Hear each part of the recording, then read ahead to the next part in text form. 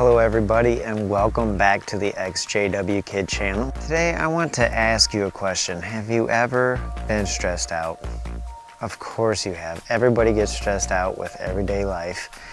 And I think in particular, ex Jehovah's Witnesses get really stressed out. Some people have had to go through very stressful and traumatic things, and some people deal with heavy amounts of stress every day in their lives. Now, what I did was this summer I went to a sensory deprivation tank, also called a float tank, and that is very helpful for stress, and it can help a lot of people. So I invite you to watch this quick little documentary. Hopefully it's helpful to you and we can fight stress together. So thanks for watching the XJW Kid channel, and I hope you enjoy it.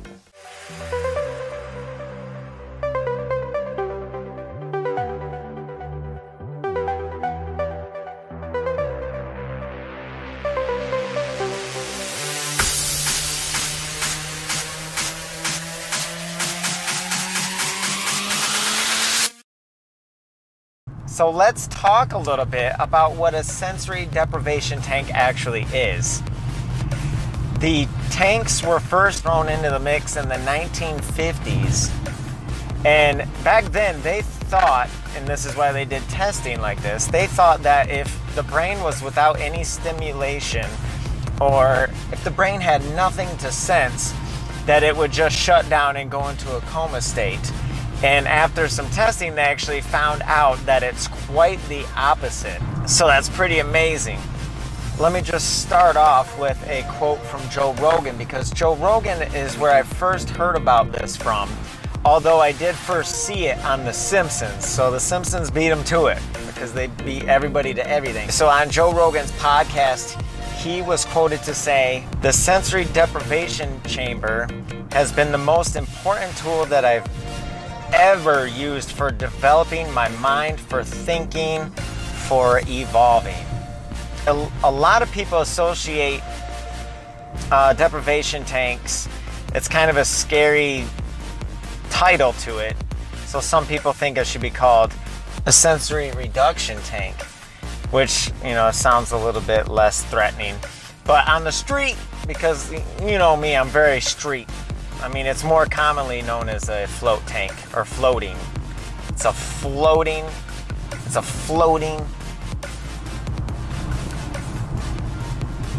I can't even think.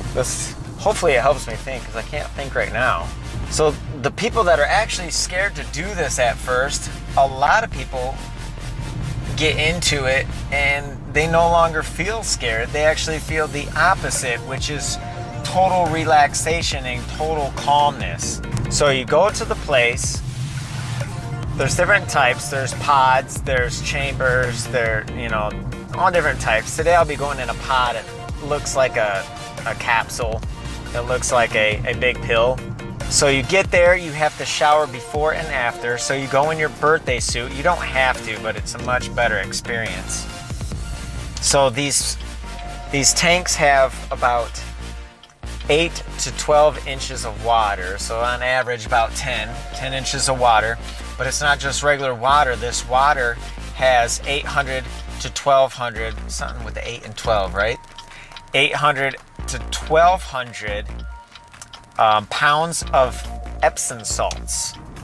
So what that does is that lets you float effortlessly, just like the Dead Sea. You ever see people over at the Dead Sea? That lets you float to the top of the water, because it's even more buoyant than the Dead Sea. And what they do is they take that water and they heat it to 93.5 degrees, which matches the average temperature of the surface of your skin. So how cool is that? So you're in there floating, so that takes away gravity. They have the water heated to your skin, so that takes away the sense of touch. And it's going to be dark, no light, and on top of that, it's virtually soundproof. So some people say, you know, it's going to, you'll feel like you're in space, the closest to space that you can get. Some people report like seeing lots of visual things, and I'll get into that in a minute. All right, let's talk about the uses. Why would somebody get involved in you know, jumping in this tank? It reduces stress like no other, and this is clinically proven. They've taken blood work to labs and looked at all different types of people with different scenarios in their life. And what they found was it lowers the stress-causing chemical cortisol. Let's keep in mind that 60% of the time, all your ailments, all your illnesses, disease, and so forth is caused by stress. It lowers the immune and it just wreaks havoc on your body. And it's also shown to be able to lower blood pressure as a result of lower stress levels. And people with hypertension, it lowers the hypertension. So good stuff when it comes to that. One really great thing is for people with chronic pain. So this is people that are dealing with fibromyalgia, cancer, and going through chemo, people with arthritis and joint pain, because I'm in pain quite a lot. We all are. And the stress relief, which we're all stressed out all the time, right?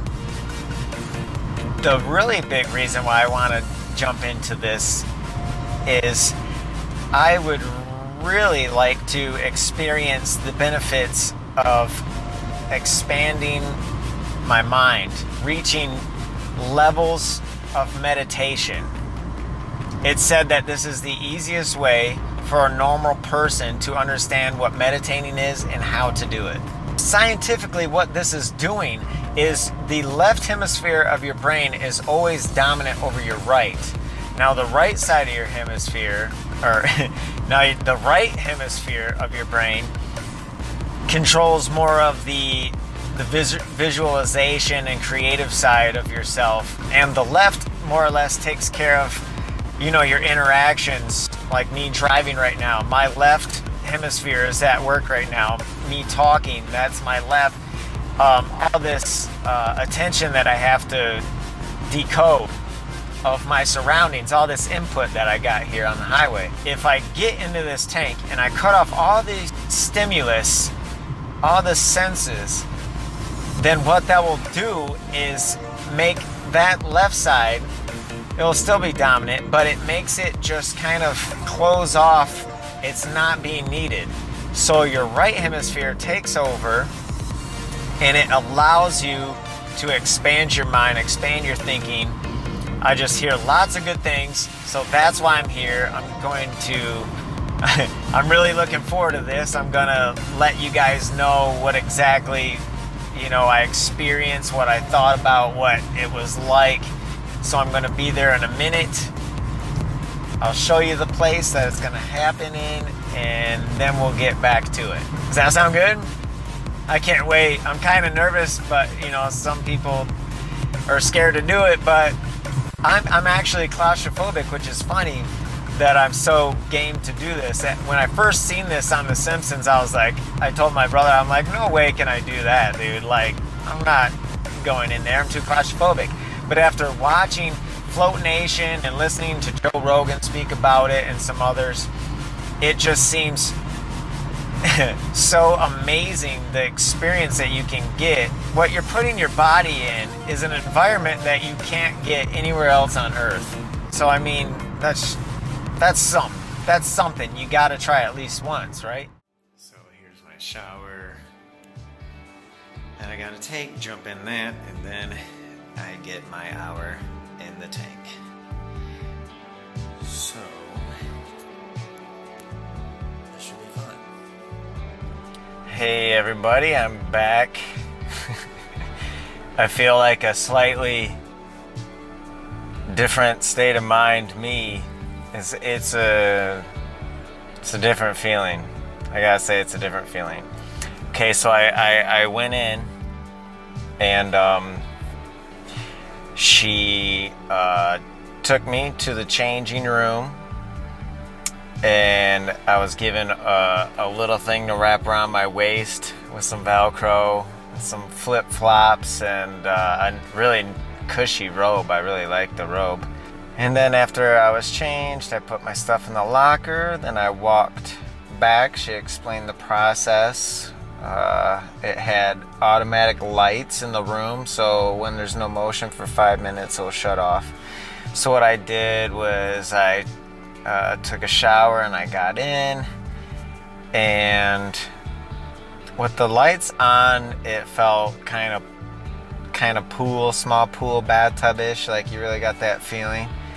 And then, but what's weird is when you first get in and then you kind of get yourself to actually go into full float, because you know you're still tense, so your like muscles are pushing to the bottom and stuff. And then, but once you let loose, it totally, your whole body just floats. The only problem I had was my head seems to not float as well as the rest of me, so my head went back really far, and I ended up putting one of the floating noodles on my neck to keep my head up just a little bit more to balance. But I had my ears submerged in the water, and then once the lights went out, it was like my brain kind of went ugh! Like, oh my god, like this is weird. And then you really have to, while you're in there, you really have to not have any like fear thoughts or negative thoughts, because you can just spook yourself out. I can sense that you could spook yourself out over nothing. So you know, think of positive, good things. I was trying to focus on breathing for a little bit. I was trying to get my brain to slow down. It took at least probably half, maybe a quarter of the time, maybe 25 minutes to get my brain to slow down enough to where I could actually try to get into some thought and relaxation and stuff. But overall, it was pretty cool. My hands, you definitely do feel kind of like what it might feel in space, because you definitely feel like this like empty void, and you kind of float across the water if you make any waves or anything. And so like every once in a while you bump, and the slightest bump against the edge will make you slowly drift to the other side of the tank. So it's like you had to get centered and really stay still, and it was different. And then when time was up, it made a little ding dong dong, kind of like NBC or something sound. And then so I had to find the handle, and then when I put my hand up, of course the salt water dripped off my hand into my eyes. And I was like grabbing the wash rag, like trying to get that out of my eyes. But then when I opened it, the lights, once I opened it far enough for the motion sensor to kick on, the lights kicked on, and it was like a oh, like it was bright. It was, I felt jelly. I felt like I'm gonna get out of here now. Like it was really I don't know. I feel smiley right now, so I think that it worked, because there's really nothing for me to be grinning ear to ear and laughing right now. There's really no reason for that. And but yet here I am. So yeah, would I recommend it? Yes. Will I do it again? Yes. Next time. This time I took L-theanine, which is a nootropic, and so I figured that could help get my brain nice in a calm state and going in the right place. I might try it with Finibit, a really good nootropic that I've used before. It's for stress, and it just slows your mind down with your GABA down to a good level to where you can really just enjoy it, you know, and takes away the fear. It's really good at taking away your worries and fear. So I think that would help, but maybe a little bit more air pumped in next time. I felt a little stuffy. I think I might use the nose spray to open my nasal passages next time, because I felt like sometimes, like with the warmer air in there, it's like trying to like catch my breath, and then that would snap you out of the whole when you get close to the meditative. I mean, I wasn't able to meditate. I wasn't able to achieve anything, but I'm told that it takes a good 3 or 4 times before you can do that stuff. So I'll try again. And yeah, hopefully you like this video. If you're interested in floating, you know, give it a shot. Type it in on the internet and find a place that does it near you. And hopefully there's one nearby. It's not very expensive, so don't worry about that. I think mine was only 40 bucks for an hour. So some places let you float 2 hours. I want to thank you for watching. If you haven't yet, you can hit that like, subscribe, and hit the little bell in the corner. And then that way, every time I do an upload, you got it right there. You don't have to worry about it. And I will see you in the next video. Take care.